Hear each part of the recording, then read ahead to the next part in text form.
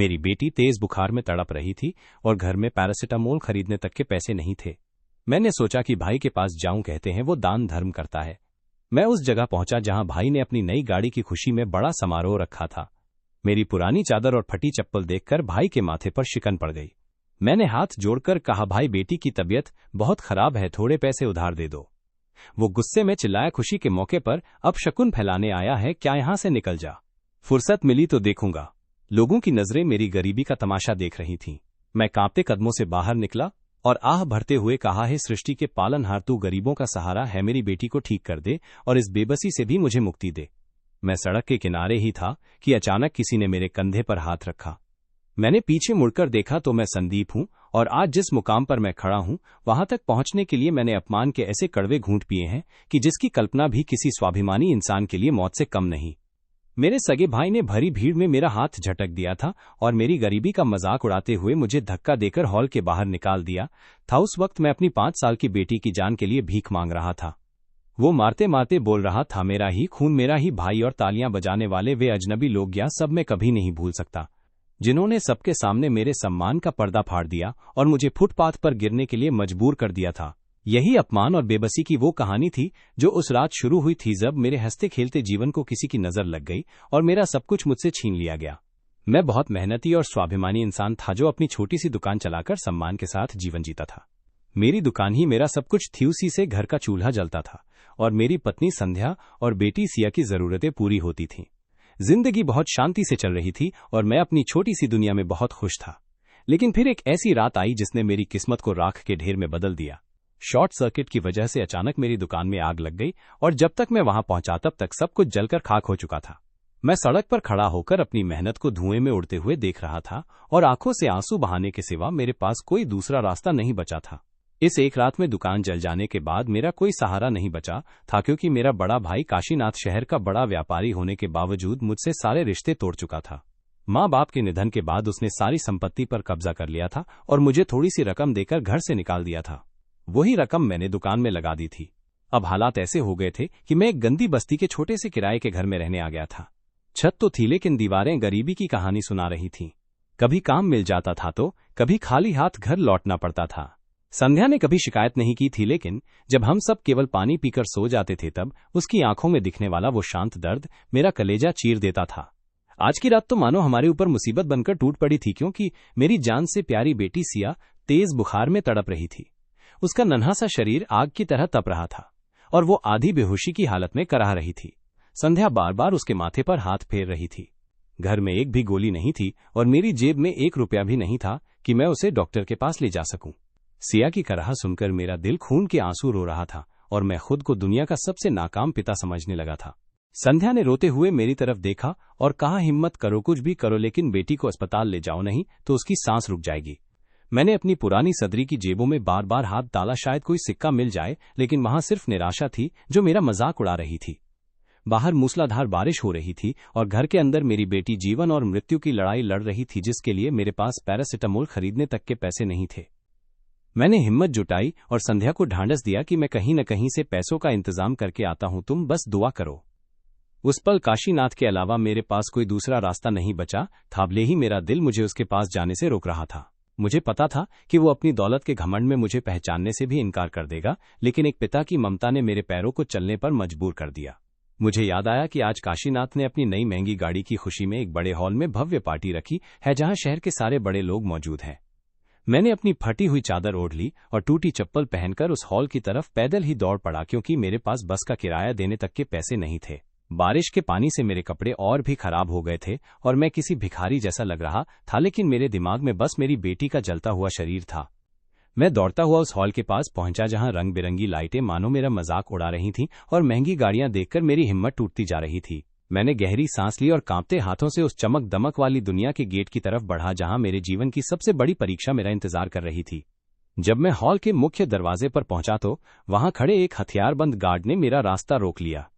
उसने सिर से पैर तक मेरी फटी चादर और टूटी चप्पलों को देखा और तिरस्कार भरी आवाज में कहा, यहां भिखारियों के लिए कोई जगह नहीं है। लेकिन मैंने हाथ जोड़ लिए और गिड़गिड़ाते हुए कहा, मैं भिखारी नहीं हूं, अंदर मौजूद काशीनाथ साहब का मैं छोटा भाई हूं। ये सुनते ही गार्ड जोर से हंसा और अपने साथी की तरफ देखकर बोला, देखो रे, अब ये फकीर भी खुद को अमीरों का रिश्तेदार बताने लगे हैं। मैंने उसे बार बार समझाने की कोशिश की कि मेरी बेटी मौत के मुहाने पर है और मुझे बस एक बार अपने भाई से मिलने दो, लेकिन उसने मेरा हाथ पकड़कर मुझे पीछे धक्का दे दिया। मैं गिरते गिरते बचा और मेरी आंखों से आंसू बहने लगे, लेकिन मैंने हार नहीं मानी और फिर उसके सामने खड़ा हो गया, क्योंकि मेरी बेटी की सांसें मेरा इंतजार कर रही थीं। इस बार शायद मेरी आवाज के दर्द ने उस पर थोड़ा असर किया। शायद वो मेरा पीछा छुड़ाना चाहता था। उसने मुझे घृणा से देखा और कहा, ठीक है, तुम यहाँ एक कोने में खड़े रहो। मैं साहब से पूछता हूं कि वे तुम्हारे जैसे किसी तुच्छ आदमी को जानते भी हैं या नहीं। वो अंदर चला गया और मैं ठंड में बाहर खड़ा कांपता रहा, लगातार भगवान से प्रार्थना करता रहा कि काशीनाथ का दिल पिघल जाए। थोड़ी देर बाद वो लौट आया। उसके चेहरे पर वही तिरस्कार था, लेकिन उसने मुझे अंदर जाने का इशारा किया। मैं कांपते कदमों से अंदर गया, क्योंकि मुझे अपनी बेटी के लिए कोई रास्ता निकालना था। मैंने देखा कि काशीनाथ ऊंचे स्टेज पर खड़ा होकर बड़े गर्व से अपनी नई गाड़ी सबको दिखा रहा था और लोग खुशी से तालियां बजा रहे थे। मैं हिचकिचाते हुए उसके पास पहुंचा और जैसे ही उसकी नजर मुझ पर पड़ी, उसके चेहरे पर अजीब सी नाराजगी और गुस्सा फैल गया। वो गुस्सा मुझे वहीं जमा गया। वो तेजी से स्टेज से नीचे उतरा और मेरी तरफ बढ़ने लगा। काशीनाथ के कदमों की आवाज मुझे अपने दिल की धड़कनों से भी ज्यादा तेज लग रही थी। उसकी आंखों में मेरे लिए न कोई सहानुभूति थी और न ही रिश्ते का एहसास, बल्कि ऐसी घृणा थी जैसे उसने अपनी खूबसूरत और महंगी महफिल में कोई गंदी चीज देख ली हो। उसने मेरा हाथ इतनी जोर से पकड़ा कि मेरी हड्डियों में दर्द दौड़ गया और मुझे एक तरफ खींचते हुए धीमी आवाज में गुस्से से बोला, तुम्हें यहां आने की हिम्मत कैसे हुई, और मैंने तुम्हें सख्ती से मना नहीं किया था कि मेरी नजरों से दूर रहो। उसकी पकड़ इतनी मजबूत थी कि मुझे अपना हाथ नीला पड़ता हुआ महसूस हो रहा था, लेकिन मेरे होठों पर बस मेरी बेटी का नाम था। मैंने कांपती आवाज में हिम्मत जुटाई और उसके सामने हाथ जोड़कर विनती की, भैया मैं बहुत मजबूर होकर आपके पास आया हूं, नहीं तो कभी भी आपकी खुशी में बाधा नहीं डालता, लेकिन मेरी बेटी सिया जीवन और मृत्यु के बीच संघर्ष कर रही है। उसका पूरा शरीर बुखार से जल रहा है। मेरा स्वर हॉल की खामोशी में साफ गूंज रहा था और आसपास खड़े लोग अपनी बातें रोककर हमारी तरफ देखने लगे, जिससे काशीनाथ का गुस्सा और भड़क उठा। उसने मेरा हाथ झटक दिया और ऊंची आवाज में बोलने लगा, ताकि सब लोग सुन सकें, ताकि सबको सुनाई दे कि देखो, ये आदमी खुद को मेरा भाई कहता है, लेकिन इसकी औकात देखो। ये हमेशा भिखारियों की तरह मेरे पीछे पड़ा रहता है और आज यहां आकर इसने मेरी नाक कटवा दी है। काशीनाथ की हर बात मेरे दिल पर जख्म कर रही थी, लेकिन मैं अपनी बेटी के मासूम चेहरे को याद करके सब कुछ सहता जा रहा था और बार बार उससे उधार मांग रहा था कि मैं मजदूरी करके आपके एक एक पैसे लौटा दूंगा, लेकिन अभी तो मेरी बेटी को अस्पताल ले जाने के लिए थोड़ी रकम दे दीजिए, नहीं तो वो मर जाएगी। मुझे लग रहा था कि मेरा स्वाभिमान मिट्टी में मिल रहा है, लेकिन एक पिता की मजबूरी हर भावना पर भारी पड़ रही थी। मेरी टूटी चप्पलें और बारिश से भीगी फटी चादर सबकी नजरों में थी और मुझे लग रहा था कि मैं सबके लिए तमाशा बन गया हूं, लेकिन काशीनाथ को इसकी कोई परवाह नहीं थी। उसने जोर से व्यंग्यात्मक हंसी हंसते हुए कहा, जिसकी आवाज मेरे कानों में हथौड़े की तरह गूंज रही थी, और वो बोला, तुम जैसे लोग कभी मेहनत करना नहीं सीखते, हमेशा दूसरों की कमाई पर नजर रखते हैं, और आज मेरे इतने बड़े सफल दिन पर यहां आकर अपने अपशकुनी चेहरे से सब कुछ बिगाड़ दिया। उसने मेरी विनती को पूरी तरह नजरअंदाज कर दिया और जेब से पर्स निकालकर उसमें से 100 रुपए का एक नोट निकाला और उसे बेहद अपमानजनक तरीके से मेरी ओर फेंक दिया, जैसे किसी कुत्ते के आगे हड्डी फेंकी जाती है।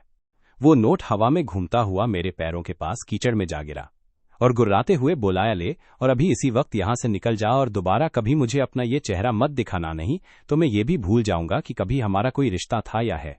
मेरे लिए वो 100 रुपए का नोट मदद नहीं था, बल्कि मेरे सम्मान का सौदा था, जो मेरे सगे भाई ने भरी महफिल में खुलेआम किया था। इसलिए मैंने आखिरी बार उसकी तरफ देखा, शायद उसे अपने खून पर थोड़ी सी भी दया आ जाए, लेकिन उसके चेहरे पर सिर्फ संवेदनहीनता थी। उसने मुड़कर सुरक्षा गार्ड को इशारा किया कि इस आदमी को बाहर निकालो, क्योंकि मेरे सम्मानित मेहमान इसकी मौजूदगी से परेशान हो रहे हैं। गार्ड तुरंत आगे आया और मुझे दोनों बाजुओं से पकड़कर घसीटते हुए हॉल के मुख्य दरवाजे की तरफ ले जाने लगा और पीछे से काशीनाथ की पार्टी मेरी जख्मों पर नमक छिड़क रही थी। गार्ड ने मुझे हॉल के बाहर सड़क पर इतनी बेरहमी से धक्का दिया कि मैं मुंह के बल कीचड़ में गिर पड़ा और मेरी टूटी चप्पल पैर से निकलकर दूर गंदे पानी में जा गिरी। बारिश की तीव्रता अब और बढ़ गई थी और आसमान में बिजली कड़क रही थी, जैसे वो मेरे अंदर की पीड़ा को व्यक्त कर रही हो। मैं कांपते हुए खुद को संभाल पाया और सड़क के किनारे फुटपाथ पर बैठकर सिर हाथों में थाम लिया। मेरी हिम्मत अब टूटती जा रही थी और मुझे समझ नहीं आ रहा था कि खाली हाथ घर जाकर मैं संध्या को क्या जवाब दूंगा। उसका पति अपनी बेटी की जान के लिए कुछ सिक्के तक नहीं ला सका और अपमान की गठरी उठाकर लौट आया है। मैंने अपनी फटी चादर से चेहरा ढक लिया और जोर जोर से रोने लगा। मेरी सिसकियां बारिश की आवाज में दब गईं, लेकिन मेरा दिल लगातार भगवान से शिकायत कर रहा था है, भगवान तू सब देख रहा है और तू ही गरीबों का आखिरी सहारा है। मैंने आसमान की ओर देखकर ऊंची आवाज में कहा, परमेश्वर मेरा भाई पत्थर बन गया है। उसने अपनी दौलत के नशे में मुझे पहचानने से भी इनकार कर दिया है, लेकिन तू तो दयालु है। मेरी बेटी को ठीक कर दे और मुझे इस बेबसी से मुक्त कर दे। मैं बहुत देर तक वहीं बैठकर रोता रहा। चारों तरफ अंधेरा फैलने लगा था, तभी अचानक मुझे ऐसा लगा कि किसी ने बहुत ही नरमी से मेरे कंधे पर हाथ रखा है। मैं घबराकर और आंखें पोंछते हुए पीछे मुड़ा तो मेरे सामने एक बहुत ही सम्मानित बुजुर्ग सज्जन खड़े थे। उन्होंने 3 पीस सूट पहन रखा था और उनके हाथ में छाता था। उनके चेहरे पर अद्भुत संतोष और करुणा थी। उनके कपड़े बता रहे थे कि वे भी उसी पार्टी का हिस्सा थे, लेकिन उनकी नजरों में वो घृणा नहीं थी जो मैंने अंदर सबकी आंखों में देखी थी। उन्होंने मुझे सहारा देकर खड़ा किया और बहुत ही कोमल स्वर में पूछा, बेटा मैं काफी देर से तुम्हें देख रहा हूं। तुम इस तरह सड़क पर बैठकर क्यों रो रहे हो और अंदर ऐसा क्या हुआ कि तुम्हें इस हालत में बाहर निकाल दिया गया? मैं रोते हुए हिचकिचाते हुए उन्हें अपनी पूरी कहानी बता दी कि मेरी 5 साल की बेटी अस्पताल में मौत से जूझ रही है और मेरे सगे भाई ने मुझे धक्का देकर बाहर निकाल दिया है। उन बुजुर्ग सज्जन का नाम प्रभाकर था। उन्होंने मेरी सारी बात शांति से सुनी और फिर उनकी आंखों में एक दृढ़ निश्चय चमका। उन्होंने कहा, बेटा धैर्य रखो।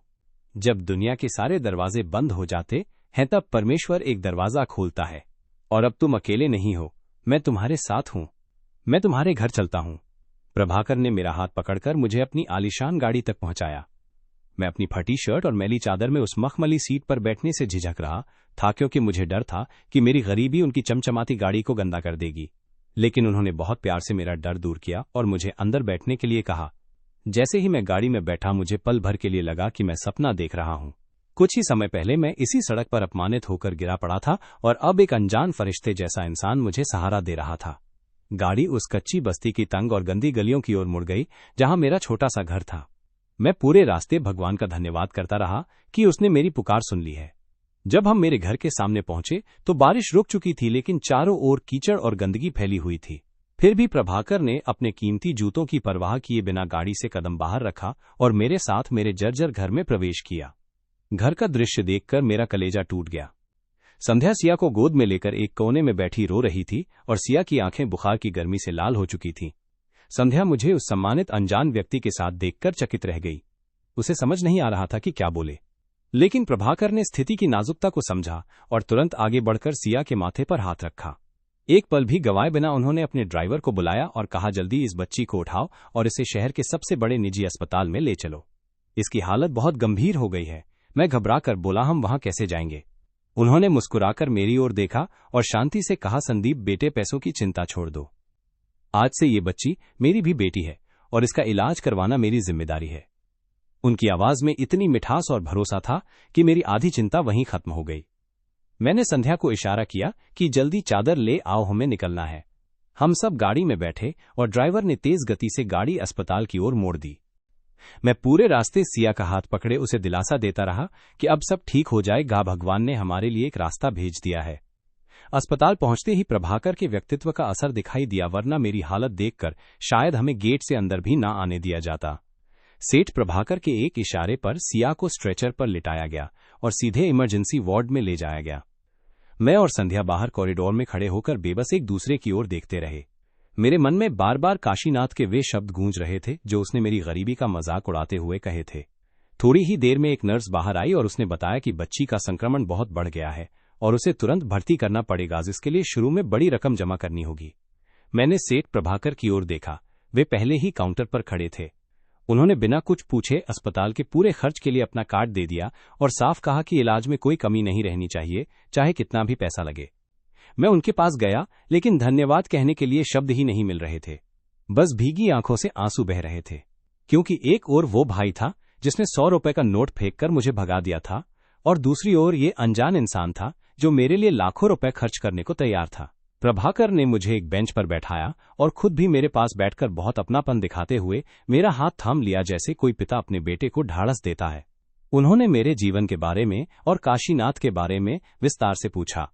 मैंने उन्हें सब सच सच बता दिया कि माता पिता के निधन के बाद भाई ने मुझे कैसे घर से निकाल दिया, दुकान जलने के बाद मैं कैसे दर दर भटकने लगा। वे शांति से सब सुनते रहे और उनके चेहरे के भाव बदलते चले गए, मानो वे गहरे विचार में डूब गए हों। कई घंटों के इंतजार के बाद डॉक्टर बाहर आए। उनके चेहरे की संतुष्टि देखकर मेरी जान में जान आई। उन्होंने कहा, भगवान का शुक्र है कि आप इसे सही समय पर ले आए, वरना बुखार दिमाग तक पहुंच गया होता। अब बच्ची खतरे से बाहर है और दवाओं का असर दिखने लगा है। ये सुनते ही संध्या साष्टांग प्रणाम में गिर पड़ी और मैंने भी आसमान की ओर देखकर अपने भगवान का धन्यवाद किया जिसने एक अनजान व्यक्ति के दिल में हमारे लिए इतना प्रेम भर दिया था। प्रभाकर ने डॉक्टरों का धन्यवाद किया और फिर मेरी ओर मुड़कर कहा, संदीप, अब तुम्हें चिंता करने की कोई जरूरत नहीं है। भगवान ने तुम्हारी परीक्षा पूरी कर ली है। अब तुम्हारे अच्छे दिन शुरू होने वाले हैं। मैं सिसकते हुए पूछ बैठा, साहब आप मेरे लिए इतना सब क्यों कर रहे हैं? उन्होंने गहरी सांस ली और मेरी आंखों में देखते हुए कहा, संदीप, मैं उस पार्टी में मौजूद था। तुम्हारे और काशीनाथ के बीच जो सारा अपमान हुआ वह मैंने अपनी आंखों से देखा है। तुम्हारी बेइज्जती देखकर मेरा दिल लहूलुहान हो गया था। वे आगे बोले, मैं काशीनाथ के साथ एक बड़ी बिजनेस डील करने वाला था, इसलिए ही उस पार्टी में गया था। मुझे लगा था कि वो एक सफल और सभ्य आदमी है, लेकिन जो इंसान अपने सगे भाई के साथ ऐसा व्यवहार कर सकता है और तेज बुखार से तड़पती एक बच्ची के लिए जिसका दिल नहीं पसीजता, वह मेरा ईमानदार साझेदार कैसे हो सकता है? ये सुनकर मुझे गहरा झटका लगा। काशीनाथ का घमंड उसे ऐसी जगह ले गया था जहां उसने सिर्फ एक भाई ही नहीं बल्कि एक बड़ी व्यावसायिक अवसर भी खो दिया था। मुझे उसकी ज्यादा चिंता नहीं थी, क्यों कि मेरी बेटी बच गई थी। अगले 2 दिन हम अस्पताल में ही रहे। सेठ प्रभाकर रोज आकर हमारी खबर लेते थे, हमारे लिए खाना और जरूरी सामान खुद लाते थे, मानो हम उनके अपने परिवार के सदस्य हों। सिया की तबीयत अब काफी सुधर चुकी थी और उसके चेहरे की रौनक लौट आई थी। उसे देखकर मुझे लगा कि मेरी जिंदगी की सारी रोशनी वापस आ गई है। जब सिया को अस्पताल से छुट्टी मिली तो प्रभाकर खुद हमें लेने आए। घर जाने से पहले उन्होंने मुझे पास बुलाकर कहा, संदीप, तुम्हारी आंखों में मुझे ईमानदारी और मेहनत की चमक दिखाई दी है, इसलिए मैं चाहता हूं कि तुम कल से मेरी फैक्ट्री में सुपरवाइजर के रूप में काम शुरू करो। उन्होंने मुझे सिर्फ नौकरी ही नहीं दी बल्कि ये भी कहा कि अस्पताल से सीधे उस छोटे जर्जर घर में लौटने की जरूरत नहीं है। मैं फैक्ट्री के पास ही तुम्हारे लिए एक साफ सुथरा अच्छा क्वार्टर तैयार करवा चुका हूं जहां तुम अपने परिवार के साथ सम्मान से रह सकोगे। मेरी आंखों में फिर से आंसू आ गए, लेकिन वे दुख के नहीं बल्कि खुशी और कृतज्ञता के थे। जिस रात मैं अपमान की चरम सीमा पर पहुंचा था, उसी रात भगवान ने मेरे लिए सम्मान के दरवाजे खोल दिए थे। मैंने प्रभाकर के हाथ चूमे और वादा किया कि मैं अपनी मेहनत और ईमानदारी से साबित करूंगा कि उन्होंने सही इंसान को चुना है। अब मुझे अपनी गरीबी पर शर्म नहीं थी बल्कि गर्व था, क्योंकि मेरा भगवान मेरे साथ था। हम नए घर में आ बसे। घर छोटा था लेकिन उसमें वो सुकून था जो महलों में भी नहीं मिलता। सिया अब हंसते खेलते स्कूल जाने की तैयारी करने लगी थी और मैं रोज फैक्ट्री जाकर पूरे मन से काम करता था। समय के साथ मेरा और प्रभाकर का रिश्ता और भी मजबूत होता गया। फैक्ट्री की कई अहम जिम्मेदारियां उन्होंने मुझे सौंपी, जिससे मेरी तनख्वाह भी बढ़ी। दूसरी ओर मुझे खबर मिली कि काशीनाथ की हालत धीरे धीरे बिगड़ती जा रही थी। प्रभाकर के इनकार के बाद बाजार में उसकी साख गिर चुकी थी और अन्य बड़े व्यापारियों ने भी उससे लेन देन करने से मना कर दिया था। काशीनाथ अपने घमंड में इतना अंधा हो गया था कि उसे समझ ही नहीं आया कि उसकी एक गलती उसे कहां ले जाएगी। वो अब भी महंगी गाड़ियों और पार्टियों में पैसे उड़ाता रहा, लेकिन उसके कारोबार की जड़ें खोखली होती जा रही थीं। एक दिन मुझे पता चला कि काशीनाथ ने एक बड़ी जगह निवेश किया था और उसमें उसे भारी नुकसान हुआ था। मुझे उसकी हालत पर दया आई, लेकिन तुरंत वही बारिश वाली रात याद आ गई जब मैं सड़क पर पड़ा रो रहा था और उसने मुड़कर भी नहीं देखा था।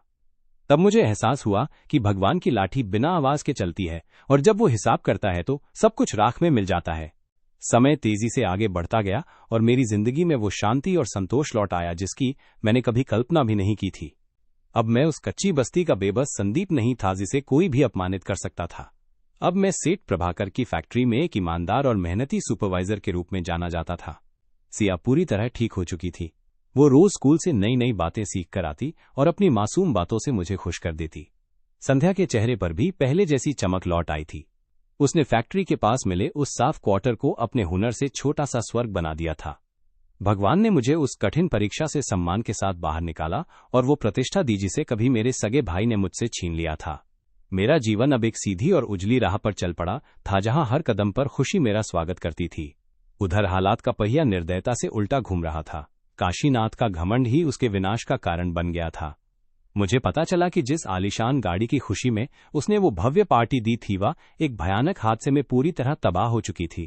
काशीनाथ उस दुर्घटना से तो बच गया था, लेकिन उसकी कमर टूट चुकी थी। लेकिन ये तो उसके पतन की बस शुरुआत थी। प्रभाकर के साथ करोड़ों की डील रद्द होने के बाद बाजार में उसका रुतबा खत्म हो गया था। व्यावसायिक जगत में ये चर्चा फैल गई थी कि काशीनाथ भरोसेमंद आदमी नहीं है। अपने गिरते कारोबार को बचाने के लिए उसने साहूकारों से बड़े बड़े कर्ज लिए, लेकिन कहीं से भी लाभ नहीं हुआ। जिस दौलत पर उसे घमंड था वही अब उसके लिए मुसीबत बन गई थी। साहूकार रोज उसके घर के चक्कर लगाने लगे थे और उसकी बची खुची इज्जत भी मिट्टी में मिलती जा रही थी। एक दिन प्रभाकर ने मुझे अपने ऑफिस में बुलाकर गंभीरता से बताया कि काशीनाथ की फैक्ट्री नीलामी की कगार पर है और उसका आलीशान बंगला भी बैंक के कब्जे में जाने वाला है। ये सुनकर मुझे गहरा सदमा लगा, लेकिन मैं शांत रहा क्योंकि मुझे पता था कि ये कर्म का फल है। कई महीने बीत गए और मैं अपने काम में पूरी तरह डूबा रहा। एक दिन मैं अपने वातानुकूलित ऑफिस में फाइलें देख रहा था कि तभी चपरासी ने आकर बताया कि बाहर एक व्यक्ति नौकरी की तलाश में आया है और बहुत विनती कर रहा है। मैंने कहा उसे अंदर भेजो। दरवाजा खुला और वो आदमी अंदर आया तो मेरे हाथ से फाइल गिर पड़ी। सामने खड़ा आदमी कोई और नहीं बल्कि काशीनाथ था। समय ने उसे मेरे सामने एक याचक बनाकर खड़ा कर दिया था। कमरे में गहरी खामोशी छा गई। काशीनाथ ने कांपती आवाज में मुझसे माफी मांगी और अपनी पूरी कहानी सुनाई। मैं चुपचाप सुनता रहा। मेरे मन में बदले की कोई आग नहीं थी, बल्कि संतोष था कि भगवान ने मेरी इज्जत बचाई। आखिर मैंने उसे बैठने का इशारा किया और कहा कि यहां मेहनत और ईमानदारी की कद्र होती है। काशीनाथ रोते हुए बोला कि उसे समझ आ गया है कि दौलत आती जाती रहती है, लेकिन रिश्ते ही सच्ची कमाई होते हैं। मेरा गुस्सा पिघल गया। मैंने कहा, पहले घर जाओ, कल फैक्ट्री आना तुम्हारे लिए कौन सा काम ठीक है वह देखा जाएगा। उस रात मैंने संध्या से कहा कि अगर मैं माफ नहीं करूंगा तो मुझमें और उसमें क्या फर्क रह जाएगा। हमने तय किया कि हम उसे नफरत से नहीं बल्कि प्रेम से अपनाएंगे। अगले दिन जब काशीनाथ फैक्ट्री आया तो मैंने उसे नियुक्ति पत्र दिया। उसे असिस्टेंट मैनेजर बनाया गया। वो रो पड़ा। मैंने कहा, भाव असली दौलत पैसा नहीं बल्कि मानसिक शांति है। शाम को मैं उसे घर ले गया। संध्या ने उसके पसंदीदा व्यंजन बनाए थे। सिया दौड़कर आई और उसे गले लगाया। काशीनाथ रो पड़ा। उसे एहसास हुआ कि घर दीवारों से नहीं प्रेम से बनता है। काशीनाथ ने वादा किया कि वो कभी दौलत को अपने ऊपर हावी नहीं होने देगा। वो मेरे साथ फैक्ट्री में सादगी से काम करने लगा। प्रभाकर भी हमारे इस मिलन से बहुत खुश थे। आज जब मैं पीछे मुड़कर देखता हूं तो वही बारिश वाली रात याद आती है जिसने मेरे जीवन को रोशनी से भर दिया। यही जीवन का सच है कि संपत्ति आती जाती रहती है, लेकिन रिश्ते और इंसानियत ही सच्ची दौलत होती है। अगर आपको ये कहानी पसंद आई हो तो कृपया वीडियो लाइक करें, शेयर करें और चैनल को सब्सक्राइब करना न भूलें। कल फिर एक नई और रोचक कहानी के साथ मुलाकात होगी।